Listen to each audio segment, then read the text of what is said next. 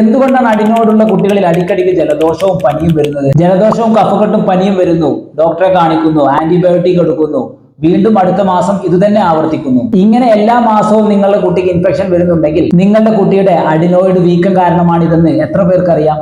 അഡിനോയിഡൈറ്റിസ്, adenoid ഗ്രന്ഥിക്ക് വീക്കം വരുന്നത് കാരണം ഇൻഫെക്ഷൻ വിട്ടുമാറാതെ നിൽക്കുന്നു.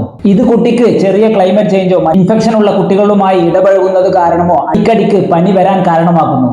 ഈ അവസ്ഥയിൽ നമ്മൾ ചികിത്സിക്കേണ്ടത് പനി ജലദോഷം മാത്രമല്ല, അഡിനോയിഡ് ഗ്രന്ഥിയും കൂടിയാണ്. എല്ലാ മാസവും ഇതുപോലെ പനി വരുന്ന അല്ലെങ്കിൽ ജലദോഷം വരുന്ന കുട്ടികളുടെ മാതാപിതാക്കളുടെ അറിവിലേക്കായി ഈ വീഡിയോ ഷെയർ ചെയ്യും.